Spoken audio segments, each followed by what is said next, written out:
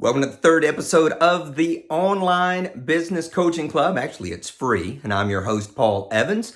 20 years of online experience, 30 years of offline experience, and as you can tell, I'm doing a lot of fancy graphs, a lot of technology, a lot of editing on these videos just for your own pleasure so that I can blend in with everybody else on the internet. All right, we've got 3 questions today. Now, tomorrow I'm going to be covering the entire matrix, the entire monetization matrix. And I might answer a question or two then, but for the most part, it's going to be that content. Today is nothing but questions. And the first one comes from Molly. And Molly says this. She said, I enjoyed your first video. Dear brother from old school and pure being, joyful nature that you are. I am joyful most of the time. A lot of my friends are kind of concerned that I don't get more stressed out about things. She said, I have a tiny brick and mortar, spiritual-based coaching, counseling, healing center, and I'm looking to perhaps bring some of this online, both perhaps in the ability to have time with me and the home-based online products. I'm more thinking a much different approach than what I see out there, something more in line with your free program like this. I'm thinking of offering many different courses for people to take at home, fairly comprehensive, not too overwhelming, each selling at tiny prices so that people all over, rich and poor, can actually have access to an idea around true healing. I have a website with a store. I'm just not sure about how or where to set it up logistically, how they can download everything, more importantly, perhaps, how to market this. I've signed up for various things along the way, such as ClickFunnels, which I couldn't figure out, some even pagan programs, and many others, but still haven't moved forward. Part of that is I'm not technical, but I think for me, the main reason is I'm not a big fan of selling spirituality or healing, so I can't get behind the actual luring, I think that's a key word, luring end of clients to something they may not be interested in or even ready for. The waiting for them to come method is not working either, though I feel so blessed to be part of this journey with you. So when you think about this, Molly, I think that there's some things that you can do that are really easy. And I think the word luring is very revealing, right? To show that you feel like if I'm out there marketing this in an aggressive way and maybe the hype and hope way, that it's not going to be effective for your people, or maybe you're not attracting the right people. So what I think you ought to consider is this, is have a wide welcome, because you've got a heart of service. You're much more concerned about getting the right people to pay than getting everybody to pay. And so what I would say is cast a wide net. Whether you're posting in groups, whether you're buying some ads, it really doesn't matter, because the key is you want a wide welcome so that everybody, like you said, whether they're wealthy or whether they're not, they feel welcomed into the program. Now, here's the second thing you can do. You can actually allow them to choose their own price, and that's optional. It could be completely free, or you could allow them to choose the price that they want to pay. And when you do that, it allows people who are wealthier, that feel the value, to pay more, and those who don't have much at all, maybe they pay a little bit, or maybe they don't pay at all. I think all of that's fine. The only warning in that is don't expect much money to come in here, because even people with a lot of money, if they're getting to choose their price, most of the time they won't choose a price at all. I've tried this in the past. I have tested it, and most people simply do not pay. They don't donate, even if they get tremendous value. And they'll even go on record and give you a testimonial and say, man, and Molly just really allowed me to reach an entirely different level of enlightenment around spirituality, around healing. But it doesn't mean that they'll pay anything, right? So what you want to do is, with that wide welcome and with them being able to participate in the product, and I'm not talking about like this is some sort of cheap lead magnet just to capture their email address, because what you're wanting to do, because you said it in your email, is that it's going to act like a filter. Because what's going to happen is you're going to get to serve with a wide welcome as many people who either want to be with you for free or for a small fee or for a donation. But then you're going to get to know them. And with that filter, then you're going to be able to decide who needs to go forward and who does not need to go forward. And I think that's a critical marker, and you're going to need to get to know them. And this is going to be a quick sidebar, because I'm going to do an episode somewhere down the road on this. But think minimalistic, like where do I host it? Where do I get downloads, etc. At the very base, let's say that you use Facebook as your kind of foundational element of finding clients, and you're in different groups and you offer to train people for free, teach people for free, and they private message you. Well, then from there, you could send them to a private playlist on YouTube with all your videos. You could attach a PDF right back in Messenger. You don't actually have to have a site. I know that that sounds bizarre in today's world, but you could deliver it all manually and get to know people and then filter them into the paid programs where you know it's an actual fit because they put the time in and the effort and the resources, things along those lines. Hopefully that's pretty clear. If not, feel free to ask a follow-up question on that. Question 2 comes from Martin. And Martin says this. He says, thanks firstly for your efforts and energy and being genuine, a trait that seems lost a bit in this mad world. Hey, I agree. And I'm certainly not lifting myself up. I believe that those who are going to end up becoming part of this channel are all going to have a united spirit of integrity and of delivering value. So I'm not in this alone. Certainly there's a lot of cats out there. Cats. I did a video this morning about being hip on one of my other stations. And so I'm still thinking in that terminology. So these other cats out here who are conning people, and we know who they are. No need to mention names. There's enough of us that do integrity-based selling and service that we don't have to worry about it. So what he says is, I've been over 30 years, starting in the military in 1986, Royal Australian Air Force as a police dog handler. Okay, right off the bat. This is not fake expertise. This is real expertise. You got all of these years of experience. He's built a successful offline business that's doing extremely well. And he says that it covers most aspects of dog training and supply, from developing pups through training and supplying protection and detection dogs. I'm 56, looking to build an online business to package, sell my knowledge, maybe help me step back a bit from the grind. I commit all the usual sins, Facebook, LinkedIn, but don't get much traction from them. I want to deliver a learning platform for people interested in becoming a professional dog trainer or even just a better dog owner. And he asks, is this program going to be a fit for him? Well, the great thing, Martin, is that it is from the standpoint of if you want somebody to answer your questions without an agenda, because I'm not going to sell you anything, then certainly this is a great place for you. And I do have some ideas for you as well. So when you look at this, that you have the training for pups, training and tricks, I would say, and then detection, that protection and detection realm. So with owners, they're certainly going to want these two. And pro trainers are going to want all three, right? And you're in such a prime position with your background and with your knowledge and with your experience. I think that's the forerunner, because there's a lot of dog trainers out there and they're probably pretty good. But when you get to the military level, everybody, when they think military, they think discipline, they think strong role, they think strong leadership, and they know that they're going to bring that's going to be brought to their dog as well, right? So when it comes to delivering this online, we can talk about, the best structure and a membership site and things like that. I think all of this can be in one site, so that when people land at your training site, if you're an owner, click here. If you're a professional trainer, click here.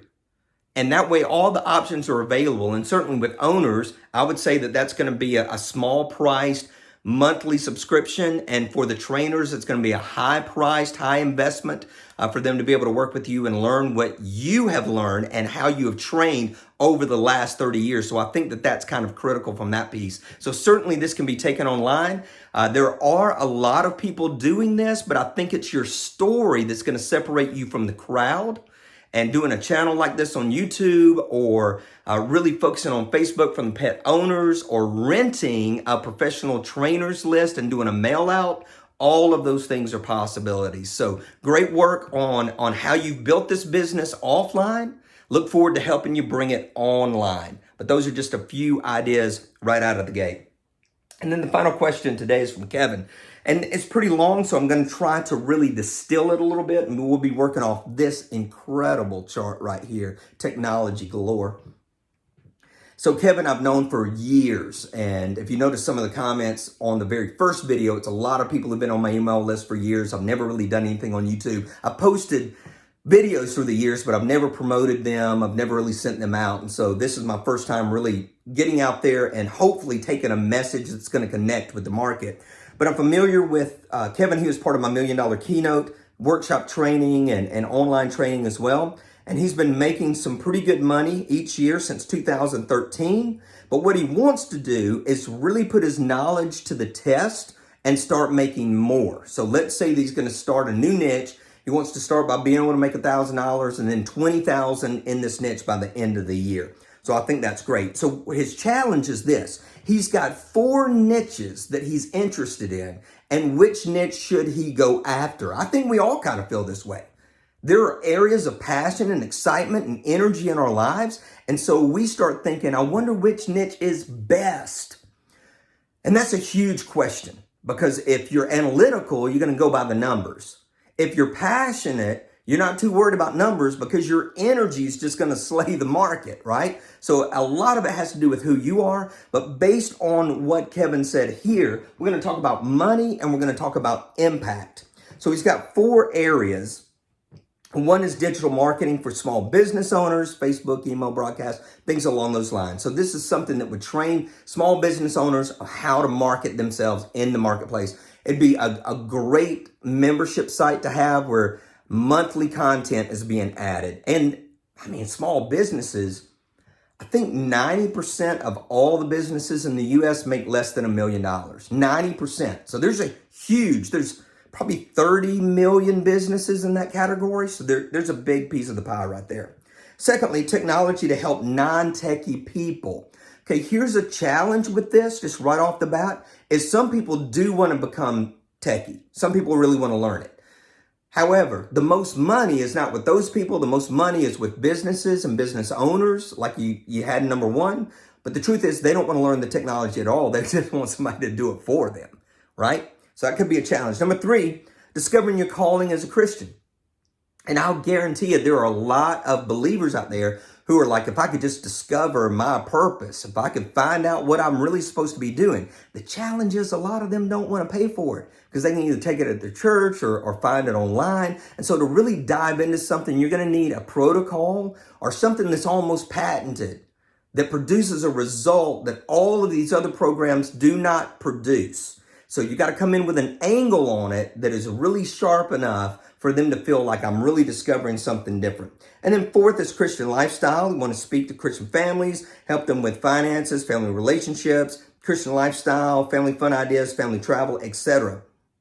And so when you think about that, there are a lot of options that are out there. However, because you would be bringing your life, Kevin, to the table, it's different for what's been successful for you. And Kevin's been married 20 years now, I believe, and has been very successful in his marriage and with his kids. It brings a lot of strength to that. And actually, I said something wrong earlier. He doesn't want to make $20,000 for the year. He wants to make $10,000 a month from this. So let's look at this chart. When you're thinking about the niche you're going into and money and impact, they're not mutually exclusive, but it can be a challenge because sometimes you got some folks with a lot of money. You got folks with little money.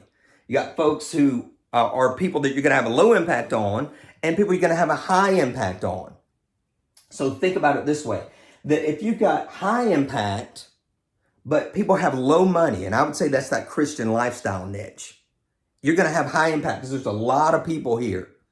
But they got low money. Most of them are not going to spend more than maybe $5, maybe $10 a month to be part of that program. But the truth is, there's thousands of people that it could be a match to. So you can smash it in this lane. High impact, low money. Now, over here, there's a lot of money, but there's low impact. This is your cash. So smash and cash. It's cash because there are a lot of business owners that you could go and do work for, be on retainer, help them with their tech, let's say, and you're going to have low impact in that you're not going to necessarily change their life, but you are going to be able to get paid extremely well to handle their business and handle the tech aspects. Now here, if it's low impact and people with low money, these are your bleeders. They're going to wear you out. And let me just sidebar real quick. And this doesn't bother me at all because I'm not a person that actually gets flustered much and don't really care what people think. But even with this being free, I've had a pretty good amount of customer support issues. You know, folks wanting to know certain things, wanting to know if I will put things together in a certain way. Want to know, like even in a video like this, we got 3 questions. Will I go in and timestamp it? No, I'm not going to. Now, you're welcome to. You can timestamp it and put it in the comments. I'm happy for you to do that. But I'm not going to do it because it's free. It's simple, but I'm not going to make it easy for you, right? Like I'm not going to publish a list of all of the questions because they're in the actual description, the show description, show notes.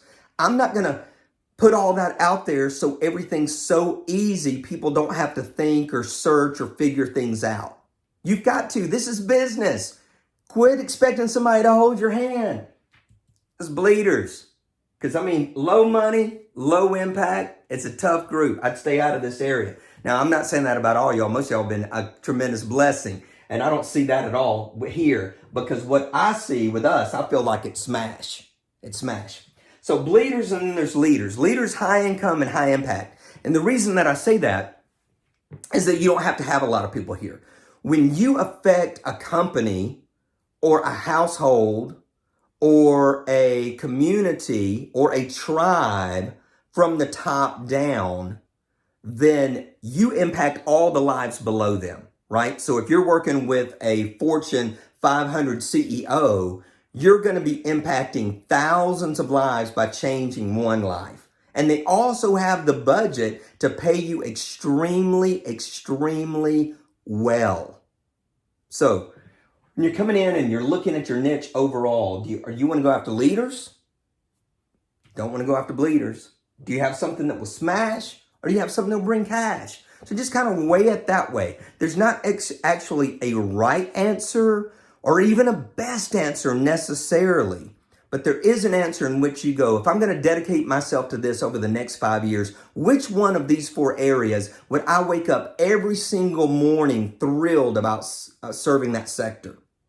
And that's if you're passionate, if you're impact focused. Now, if you're profit focused, this might be your area because the impact's low, but the cash is high. So people who are profit focused may decide, hey, I'm focusing on cash.